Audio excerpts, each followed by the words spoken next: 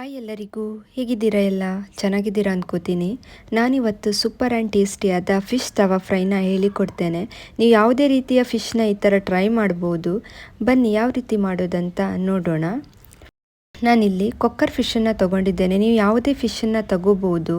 ನಿಮಗೆ ಈ ಫಿಶ್ ಸಿಕ್ಕಿದರೆ ಸ್ವಲ್ಪ ಕಷ್ಟ ಕ್ಲೀನ್ ಮಾಡಲಿಕ್ಕೆ, ಯಾಕಂದರೆ ಇಲ್ಲಿ ಮುಳ್ಳಿದೆ ನೋಡಿ, ಅದನ್ನು ತೆಗಿಬೇಕು. ನನಗೆ ಇವತ್ತು ಈ ಫಿಶ್ ಸಿಕ್ಕಿದೆ, ಹಾಗಾಗಿ ನಾನು ಈ ಫಿಶ್ ಫ್ರೈನ ಮಾಡ್ತಾ ಇದ್ದೇನೆ. ಇವಾಗ ಇದನ್ನು ಕಟ್ ಮಾಡಿ ಕ್ಲೀನ್ ಮಾಡ್ಕೊಳ್ಳೋಣ. ಆಮೇಲೆ ಮಸಾಲ ಹಾಕ್ಕೊಳ್ಳೋಣ. ಮಸಾಲೆ ಕಡಿದು ಹಾಕ್ತಾ ಇಲ್ಲ, ಪುಡಿ ಹಾಕಿ ಮಾಡಿ ತೋರಿಸ್ತೇನೆ. ಸ್ಪೈಸಿಯಾಗಿ ಸೂಪರ್ ಆಗಿರುತ್ತೆ. ಫಿಶ್ನಲ್ಲಿ ಅನೇಕ ರೆಸಿಪಿಗಳಿವೆ, ಮುಂದಿನ ವೀಡಿಯೋಗಳಲ್ಲಿ ನಾನು ಮಾಡಿ ತೋರಿಸ್ತೇನೆ. ಈ ಥರ ಒಮ್ಮೆ ತವಾ ಫ್ರೈ ಮಾಡಿ ನೋಡಿ, ತುಂಬ ಒಳ್ಳೆಯದಾಗ್ತದೆ.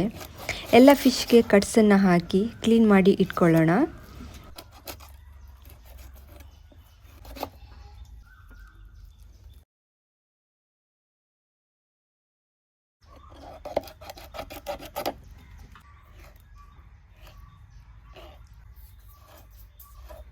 ಫ್ರೈಗೆ ಮಸಾಲೆಯನ್ನು ರೆಡಿ ಮಾಡೋಣ. ನಾನಿಲ್ಲಿ 2 ಸ್ಪೂನ್ ಮೆಣಸಿನ ಪುಡಿ, ಹಾಗೆ ಅರ್ಧ ಸ್ಪೂನ್ ಗರಂ ಮಸಾಲ, 1 ಸ್ಪೂನ್ ಕೊತ್ತಂಬರಿ ಪುಡಿ, ಅರ್ಧ ಸ್ಪೂನ್ ಜೀರಿಗೆ ಪುಡಿ, ಅರ್ಧ ಸ್ಪೂನ್ ಉಪ್ಪು, ಹಾಗೂ 1/4 ಟೀ ಸ್ಪೂನಷ್ಟು ಅರಿಶಿನ, 2 ಸ್ಪೂನ್ ಕಾರ್ನ್ಫ್ಲೋರ್, 1 ಸ್ಪೂನ್ ಶುಂಠಿ ಬೆಳ್ಳುಳ್ಳಿ ಪೇಸ್ಟ್, ಹಾಗೆ ಸ್ವಲ್ಪ ಹುಣಸೆ ಹಣ್ಣಿನ ನೀರನ್ನು ಹಾಕ್ತಾ ಇದ್ದೇನೆ. ನೀವಿಲ್ಲಿ ಲೆಮನ್ ಜ್ಯೂಸ್ ಅಥವಾ ವಿನೆಗರ್ನ ಕೂಡ ಹಾಕ್ಕೋಬೋದು. ಇವಾಗ ಇದನ್ನು ಚೆನ್ನಾಗಿ ಮಿಕ್ಸ್ ಮಾಡಿ, ನಾನಿಲ್ಲಿ ನೀರನ್ನು ಹಾಕ್ತಾ ಇಲ್ಲ, ಹುಣಸೆ ರಸದಲ್ಲೇ ಮಿಕ್ಸ್ ಮಾಡ್ತಾ ಇದ್ದೇನೆ. ಇದನ್ನು ನೀವು ಯಾವುದೇ ಮೀನಿಗೆ ಹಾಕ್ಬೋದು. ನಾನು ಕೊಕ್ಕರ್ ಮೀನಿಗೆ ಹಾಕಿ ಫ್ರೈ ಮಾಡಿ ತೋರಿಸ್ತೇನೆ. ಇವಾಗ ಇದು ಪೇಸ್ಟ್ ರೆಡಿಯಾಗಿದೆ.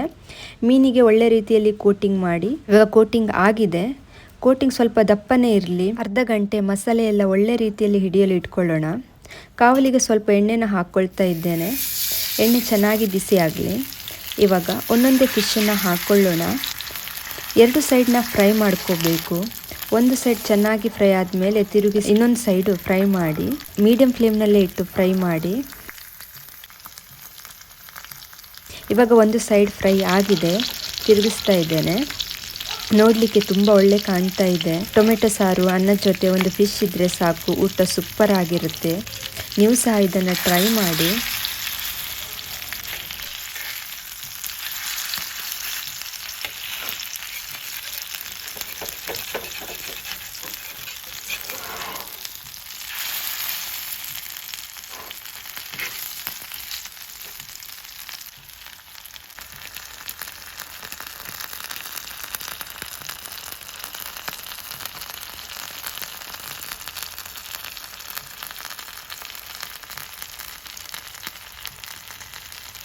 ಇವಾಗ ಇದು ಬೆಂದಿದೆ, ತೆಗಿತಾ ಇದ್ದೇನೆ.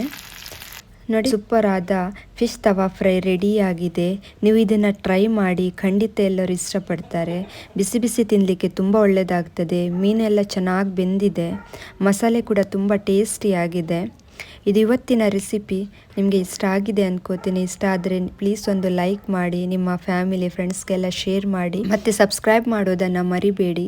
ಮತ್ತೆ ಸಿಗ್ತೀನಿ ಒಂದು ಹೊಸ ರೆಸಿಪಿಯೊಂದಿಗೆ. ಅಲ್ಲಿ ತನಕ ಬಾಯ್.